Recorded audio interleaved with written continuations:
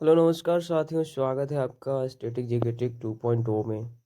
दोस्तों, आज से हम लोग स्टार्ट कर रहे हैं भारत के इतिहास। मतलब भारत के इतिहास में हम लोग एंशियंट हिस्ट्री को स्टार्ट कर रहे हैं, जिसमें हमारा पहला टॉपिक होगा सिंधु सभ्यता। तो आइए दोस्तों, चलते हैं अपने टॉपिक की ओर। तो चलिए दोस्तों, हम लोग शुरू करते हैं।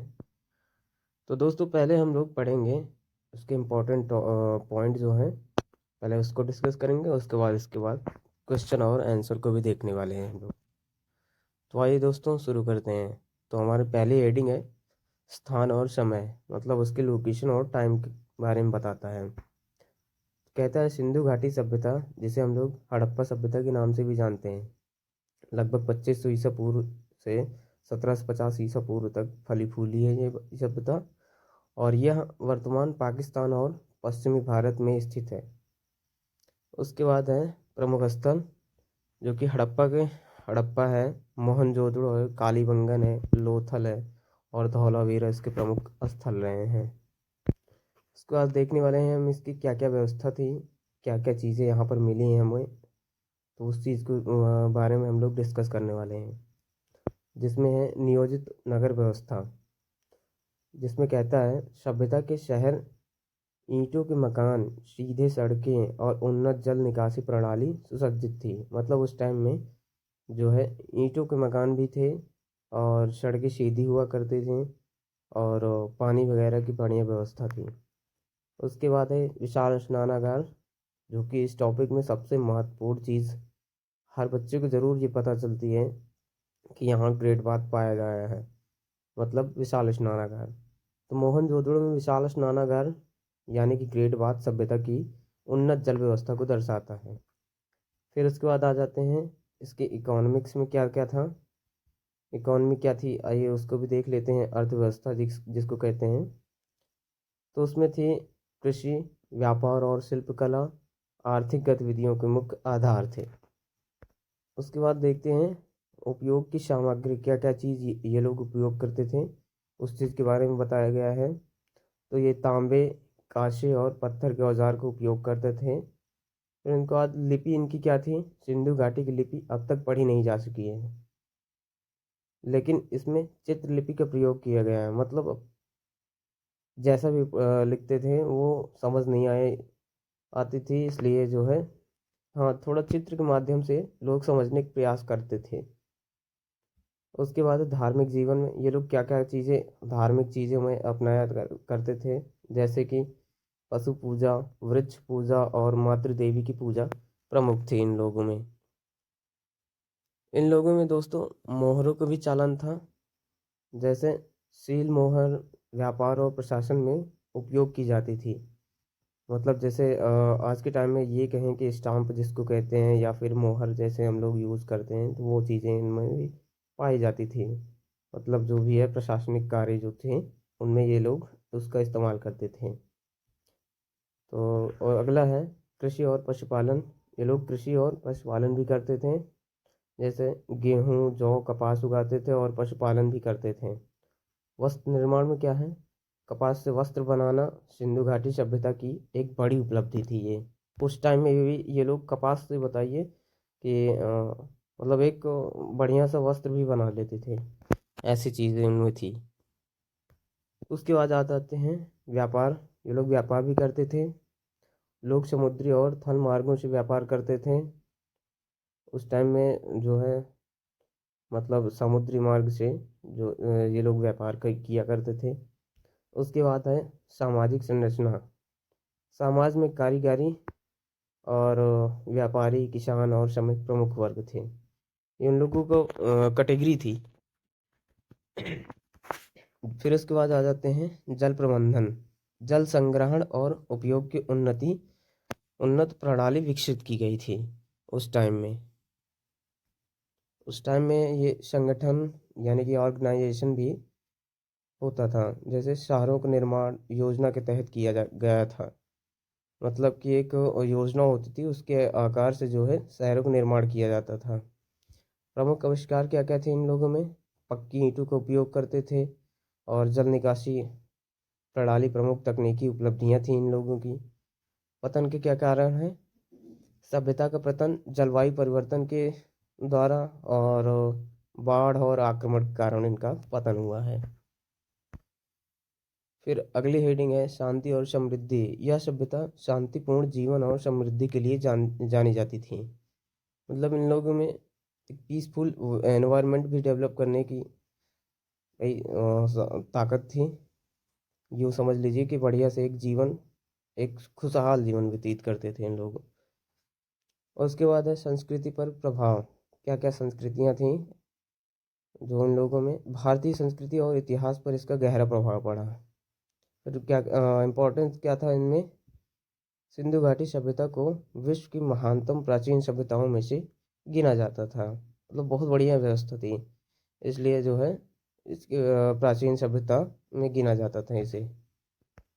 इन लोग के समय में धातु कला भी थी सभ्यता में, जैसे तांबा, कांसा, सोना और चांदी का उपयोग भी किया जाता था।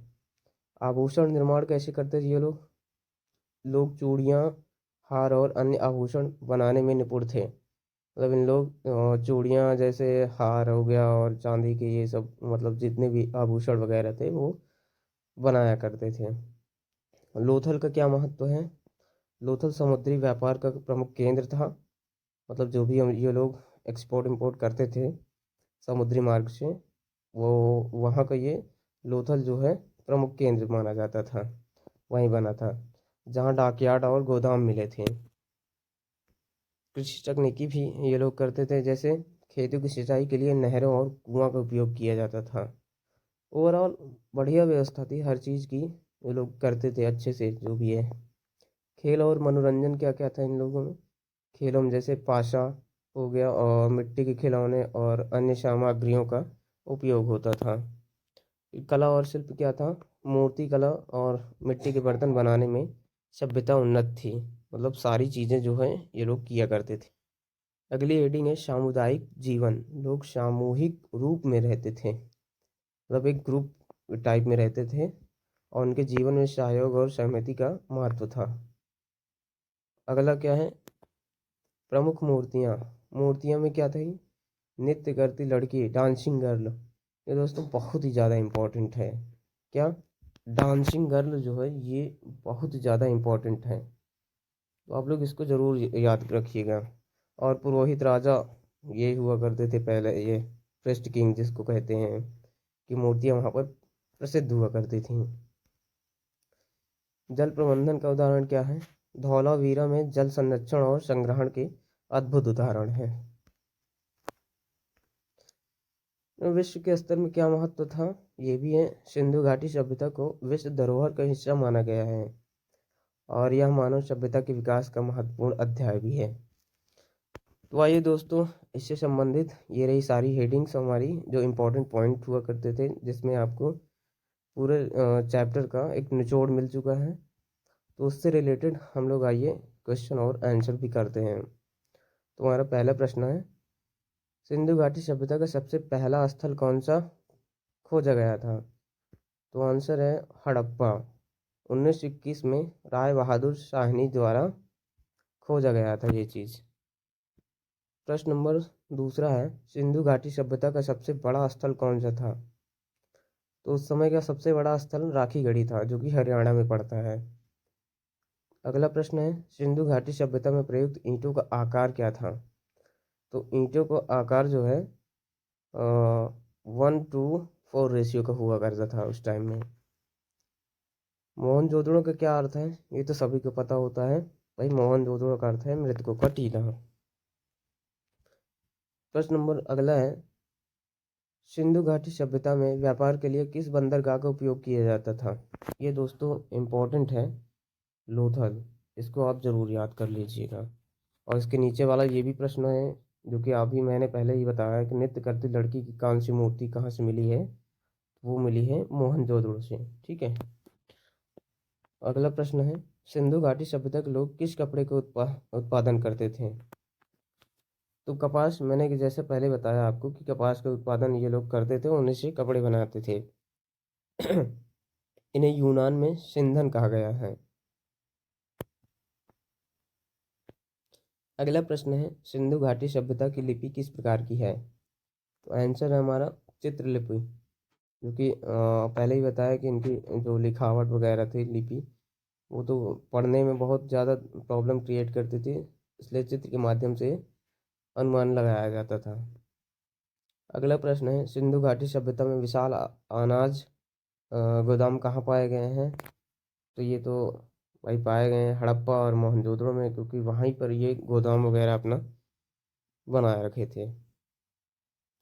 सिंधु घाटी सभ्यता के पतन का मुख्य कारण क्या माना जाता है? तो जलवायु परिवर्तन हो गया, बाढ़ हो गया और आर्यों का आक्रमण हो गया। ये हम लोग पहले भी डिस्कस कर चुके हैं। अगला प्रश्न है, महान स्नानागार कहाँ स्थित है? वो तो मोहनजोदड़ो में स्थित है, आपको पता ही होगा ये चीज़ें। अगला प्रश्न है, सिंधु घाटी सभ्यता को किस अन्य नाम से जाना जाता है? वो भी हम लोग डिस्कस कर चुके हैं कि हड़प्पा सभ्यता के नाम से इसे जानते भी हैं। अगला क्वेश्चन है, सिंधु घाटी सभ्यता के लोग मुख्य रूप से कौन सी धातु का उपयोग करते थे? तांबा और कांसा, डिस्कस कर चुके हैं ये भी। हड़प्पा सभ्यता का कौन सा स्थल राजस्थान में स्थित है? ये ज़रूर आप लोग लोकेशन ज़रूर आप लोग याद कर लीजिएगा, क्योंकि लोकेशन एग्ज़ाम में पूछता ज़रूर है कि हड़प्पा कहाँ है, मोहनजोदड़ो कहाँ है, ऐसा है। तो इस चीज़ को आप ज़रूर याद करिएगा। तो हड़प्पा सभ्यता राजस्थान में किस जगह पर है? कालीबंगन। हड़प्पा संस्कृति को कौन सी युगीन सभ्यता कहा जाता था? तो भैया ये इसका आंसर है कांस्य युगीन सभ्यता कहा जाता था।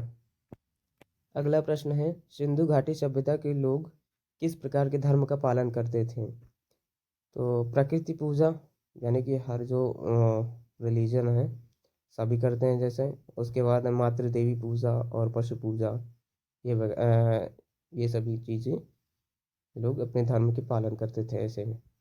हड़प्पा ये अनाज भंडार किससे बने थे? जो अनाज का इन लोग का भंडार होता था वो किससे बना था? तो ये पकी हुई ईंटों से बना हुआ करता था। तब कच्ची ईंटें नहीं, पकी हुई ईंटें उपयोग करते थे। अगला प्रश्न है, सिंधु घाटी सभ्यता का मुख्य निर्यात क्या था? तो सिंधु घाटी सभ्यता का मुख्य निर्यात कपास था, मोहरे थे और आभूषण हुआ करते थे, क्योंकि ये लोग सारी चीज़ें खुद ही बना लिया करते थे। कपास के कपड़े हो गए, मोहर हो गए और आभूषण वगैरह, इनमें ये लोग निपुण थे। अगला क्वेश्चन है, सिंधु घाटी सभ्यता में बैलगाड़ी का उपयोग किस लिए किया जाता था? तो ये सामान ढोने और परिवहन के लिए करते थे।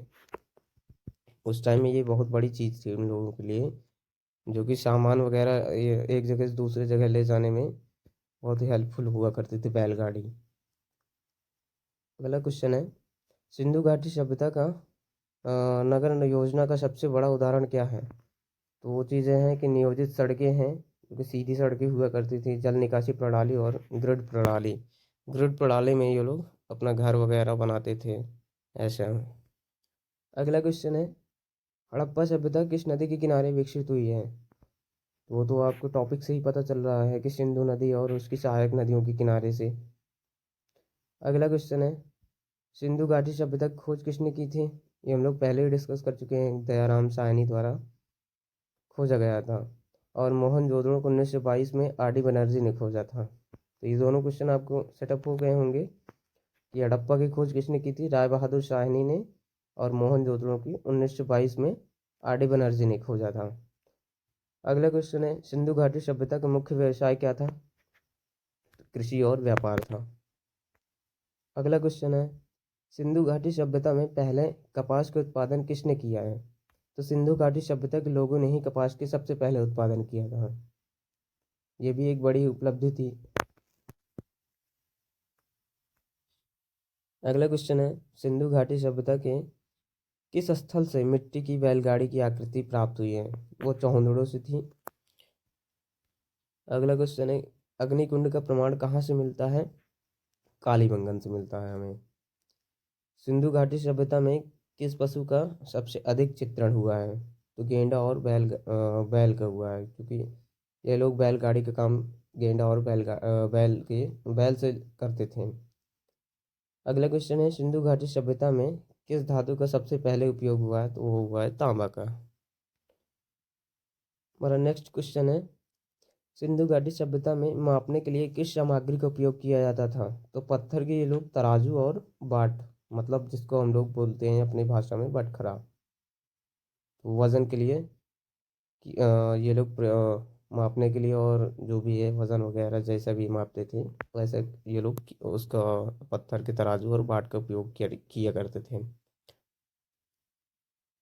अगला क्वेश्चन है, सिंधु घाटी सभ्यता में पूजा के लिए किस वृक्ष का महत्व था?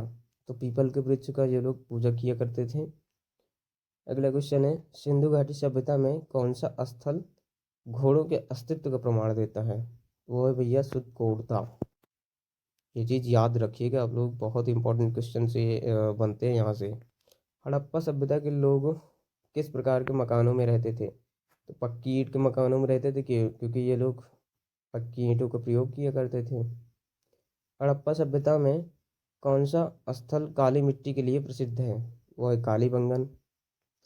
हड़प्पा सभ्यता संस्कृति में जल निकासी प्रणाली का क्या महत्व था? तो जल निकासी प्रणाली उन्नत थी और हर घर से जुड़ी हुई थी। ओवरऑल सारी चीज़ें के ये लोग जो है बढ़िया से उपयोग किया करते थे और सारी चीज़ें अवेलेबल भी थी उस टाइम में ही।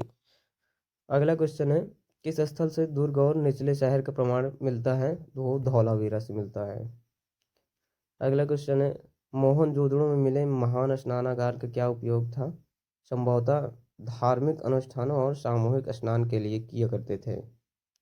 हड़प्पा सभ्यता में किस प्रकार की अर्थव्यवस्था थी?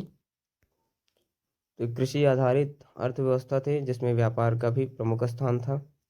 अगला क्वेश्चन है, सिंधु घाटी सभ्यता के लोग जल परिवहन के लिए किसका उपयोग करते थे? तो नाव और जहाज का उपयोग किया करते थे ये लोग।